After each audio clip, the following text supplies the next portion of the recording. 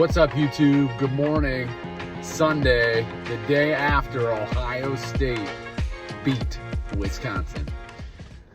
So, wanted to get on here and react to what was a great game, for the Buckeyes. Lots of good, some things that were very, very encouraging, and some things that are concerning, for sure. And I think we all kind of know what the number one concern for this team is, moving forward, and we'll get to it. But let's talk about the good things, right? So we'll leave the defense for last, as we know that that's like the most impressive thing outside of Marvin Harrison about this team is that defense. Keeps them in every single game, buys Kyle a ton of time, and we'll get to that. But so things that, were encouraging about last night's game, sorry. TreVeyon Henderson. Wow, what a difference. His explosion, his vision, man, he really cuts through the seam, especially on those run plays to the perimeter, that frustrate all of us so much because they seem to do much better up the gut or running, between the tackles. But Trey's speed really showed tonight. That second gear that Chip kind of has, that Mayan kind of has, that Dalen seems to have a little bit more of, Trey has in spades. I've said in the past that, and of course as a fan, hot taking it, that I thought that maybe Chip was our best running back, and he's certainly more of a bruiser, more of a bulldozer for sure. But Trey really showed his value today. I mean, almost 200 all-purpose yards between receiving yards and running yards.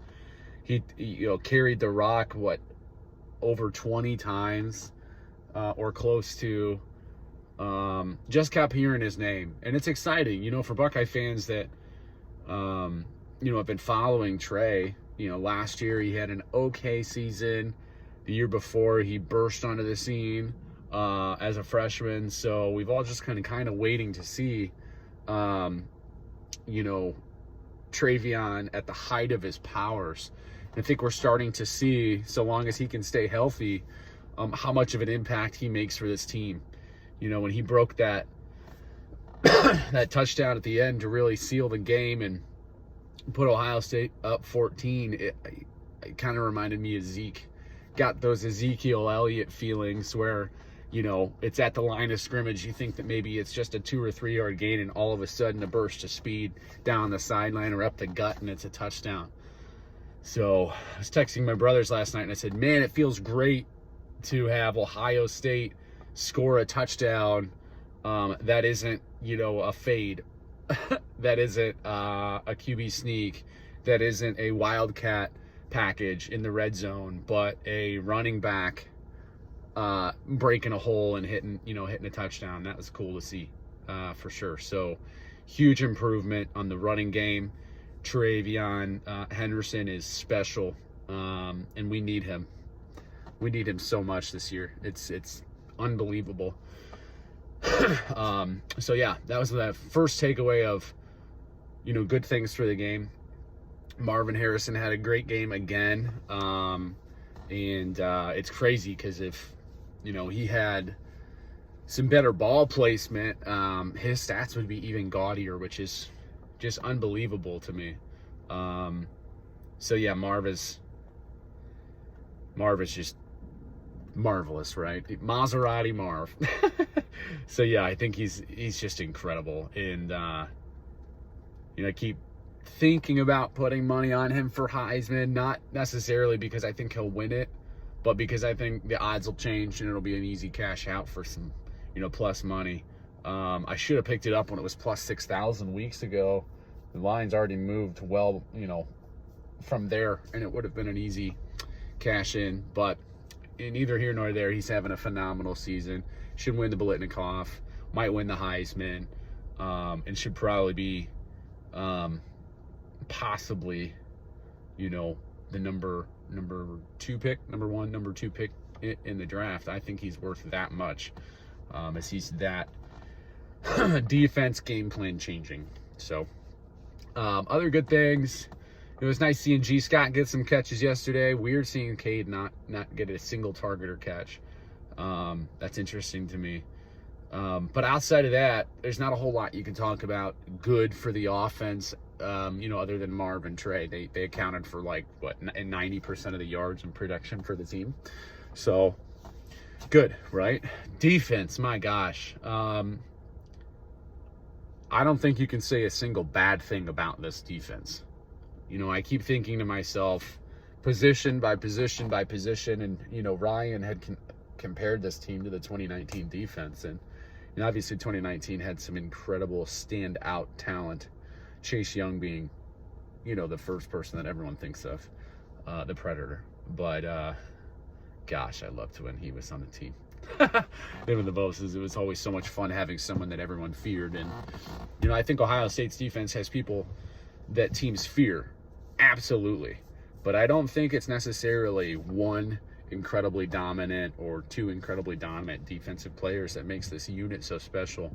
I think it's because every single player is top notch. Every single player, from the cornerbacks to the linebackers to the safeties to the defensive line. I think the biggest weakness on this defense is at the linebacker position. But week by week by week by week by week, it seems to be getting better and better and better, to where to call the linebackers a weakness on the defense is really just a process of elimination, right? You have to have a weak link on a really strong chain, right? And I think that weak link is the linebackers at this point. But still, kept them under 100 yards rushing.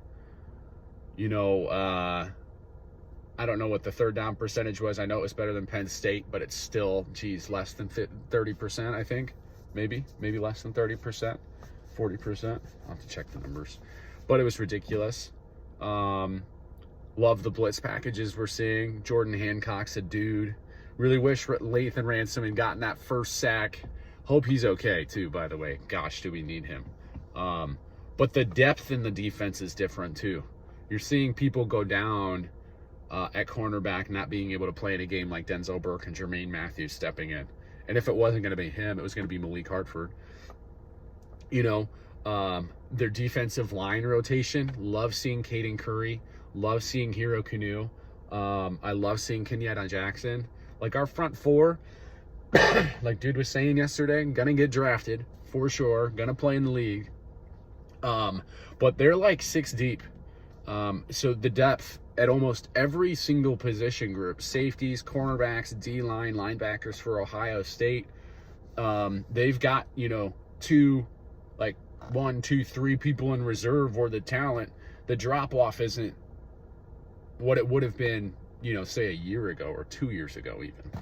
So, 3 years ago. So, yeah, that defense is buying Kyle McCord a ton of time. It's buying this offense a ton of time. And it's really keeping them in the game. Without this defense, Ohio State might be a two-loss team right now. Without this defense, Ohio State may have ended up being a 3-loss team. At the beginning of the season, very first game, seeing the offense, it's what a lot of people were saying. My older brother, my twin brother, myself, was that this team may lose a couple games this season just because, we're accustomed to an offense with C.J. Stroud that puts up 40 points a game. This offense is way different than that, right? So I was concerned we'd be catching a couple L's this year, maybe even 3. And the season is far from over, so we certainly have our chances coming up to catch those L's, so to speak. So, but there's something different about this team. It's been a while since Ohio State has had a team that's led by its defense, and it's different as a fan because the scores are closer, so your heart beats a little more. It's cool because you're getting four quarters of most games, that are top matchups instead of just 49-0 or 35-10 or 63-0 or something ridiculous like we've seen in the past. 24-10 isn't the most gaudy score by any means. They didn't cover the spread because I think it was 14.5, maybe at other places, but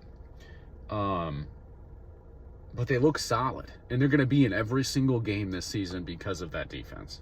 So if they're in every single game this season because of that defense, Kyle McCord, yeah, let's talk about it. Okay, so Kyle McCord has 3 turnovers in the first half, almost 4. 2 interceptions, a forced fumble, a sack fumble. He almost had another one, which I think was deemed a throw.